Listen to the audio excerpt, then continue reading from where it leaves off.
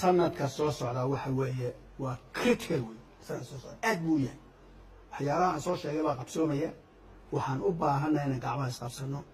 waxaan u baahannahay inaan isceebaynta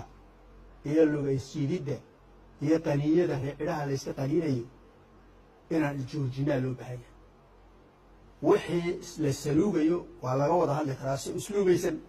ayaa looga wada hadli karaa waariyaha halkaa bedela waariyaha halkaa joojiya laakiin maxaan wasiiru noqon waayey dowladda horrida waa nin raga hadduu yahay ninka wasiirka laga qaadayo umamada adaado oo arsaaqada ilaahay u dooro arsaaqada ilaahay u dooro ya ninkii wasiir laga qaadayo nin raga haddaa tahay halkana kusoo warwareegaya oradoo shaqo kaa doono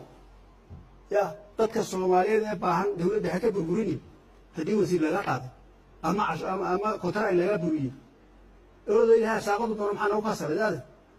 ya anigu saasaan ku talinaya runtuu sidaa wey ya ma garatay wax kaloo leeyahay waxa weeye dadka soomaaliyeedow dalkani wuxuu u baahan yahay gurmed